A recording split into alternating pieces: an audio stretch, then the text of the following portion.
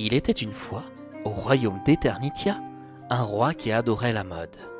Chaque jour, il enrichissait sa garde-robe et prenait des heures à soigner son élégance devant un miroir.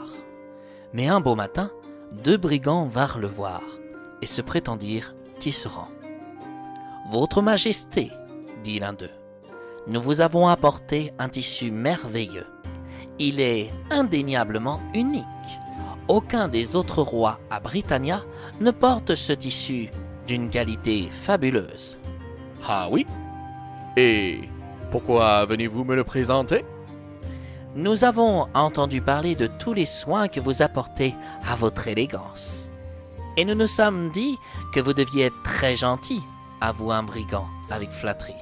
« Il n'y a pas plus intelligent que lui, » affirma le premier ministre du roi. « Dans ce cas, Sa Majesté sera contente d'apprendre que la finesse de ce tissu est invisible aux yeux des sots. » »« En effet, si ce costume peut me permettre de voir qui est intelligent ou pas dans mon royaume, cela m'aidera sans doute à remanier comme il se doit mon gouvernement, avoua le roi.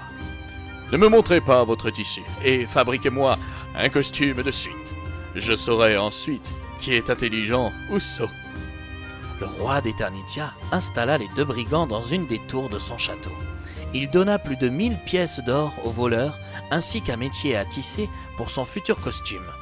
Le lendemain, curieux de savoir où en était l'avancée de celui-ci, il invita son premier ministre à aller à la rencontre des prétendus tisserands. « Vous prenez toujours de sages décisions, et je sais que vous êtes intelligent, » affirma le roi. « L'étoffe que ces tisserands me confectionnent apparaîtra devant vos yeux, j'en suis convaincu. » Le premier ministre fila à la rencontre des brigands. Il fut pris de panique car il ne voyait aucune étoffe. Il essaya tant bien que mal de ne pas montrer son angoisse car les deux tisserands actionnaient le métier à tisser ardemment. Devant lui, ils avaient l'air de manipuler le tissu avec beaucoup de finesse. « Serais-je idiot ?»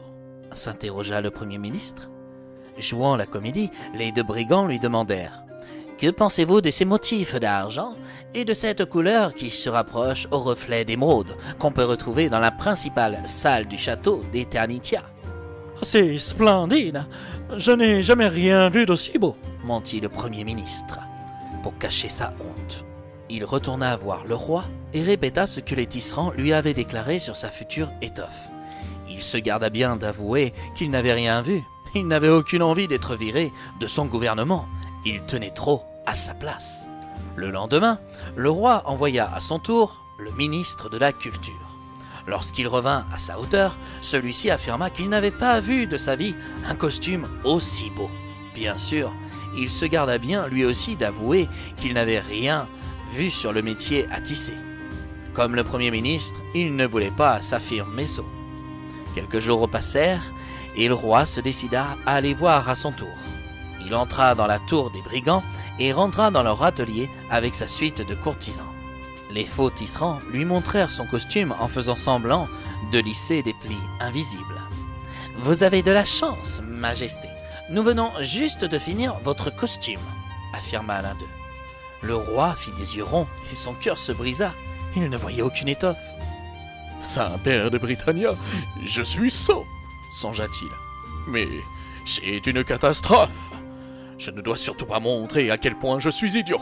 Si ça se trouve, mon bouffon est plus intelligent que je ne le suis pour ce royaume. » D'une voix joyeuse, le roi regarda les deux tisserands et leur déclara « Mes chers amis, je manque de mots pour vous féliciter. Ce costume est absolument somptueux et parfait. » Dans son dos, toute sa suite poussa des cris d'admiration pour ne pas paraître sot sous les yeux du roi. Soudain, le roi ajouta « Pouvez-vous me coudre un deuxième costume? Je porterai celui-ci dans l'enceinte de ce château.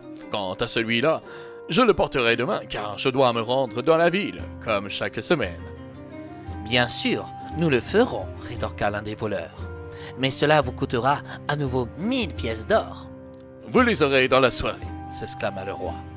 Sous son regard, les faux tisserands firent semblant de découper du tissu et de donner des grands coups d'aiguille dans le vide. Le roi, ainsi que sa suite de courtisans, se trouvèrent admiratifs devant leur savoir-faire. Le jour J arriva. Le roi espérait découvrir enfin son costume, mais étrangement, il ne voyait toujours rien. Il pria le ciel d'être moins sot demain. Les deux voleurs vinrent à sa hauteur pour l'aider à enfiler son costume invisible aux yeux des sots. Si les sots ne voient pas mon costume, cela veut dire qu'ils me verront tout nu. Réalisa le roi. Ils vous verront à votre juste valeur, annonça l'un des escrocs. En effet, vous avez raison. Tenez, enfilez votre pantalon. Voici votre chemise et votre veste. Le roi d'Eternitia demanda un miroir et s'admira devant celui-ci. Tous ses ministres lui avouèrent qu'il n'avait jamais été aussi royalement vêtu. L'heure était venue de se rendre au marché. Le peuple avait entendu parler du nouveau costume au roi. Pour ne pas paraître à son tour sot, tous les adultes le félicitèrent de sa nouvelle étoffe. Certains se retinrent de rire en le découvrant presque nu. Mais soudainement, le bouffon du roi déclara devant la foule. « Majesté, que faites-vous dans cette tenue? Voulez-vous me remplacer ?» Effectivement, tu n'es qu'un bouffon. Un bouffon est un sot. Seuls les sots ne peuvent pas voir l'élégance de ce nouveau tissu. « Je suis né pour faire rire, rétorqua le bouffon. Et je sais reconnaître une personne quand elle se trouve nue, ajouta-t-il. « Hé, vous l'êtes !» rigola-t-il. La foule autour du roi, interloquée par les remarques du bouffon, laissa planer un silence pesant. Le roi entendit des enfants déclarer en le montrant de loin « Regarde, le roi, il est tout nu !» Le roi d'Eternitia se mit à rougir jusqu'au nombril, mais désormais il n'avait plus le choix. Il devait continuer à marcher la tête haute en faisant rire brusquement tout son peuple durant des journées entières. Le bouffon, content, eut le droit à plusieurs jours de repos. Et c'est ainsi que, d'après la légende, le royaume d'Eternitia se barricada. Aucun Éternitien ne pouvait en sortir. Le roi avait appelé une enchanteresse très puissante pour couper son royaume au reste du monde. Il ne voulait aucunement que l'on sache à quel point deux escrocs l'avaient pris pour un sot. L'enchanteresse ne put s'empêcher de raconter son histoire aux autres royaumes de Britannia pour ne pas se laisser abuser par deux escrocs qui disparurent totalement dans la nature. À ce qu'il se dit, ils auraient quitté précipitamment Eternitia. Quant à l'argent qu'ils avaient volé, ils l'avaient rendu au peuple, car leur monnaie ne valait rien aux yeux des autres royaumes de Britannia. Durant une année, le peuple d'Eternitia fut heureux de ne pas avoir d'impôts à payer grâce aux deux escrocs, car ceux-ci ne cessaient pas d'augmenter chaque année, à se demander, comme dirait le bouffon du roi, « D'après vous, qui est l'escroc d'Eternitia ?»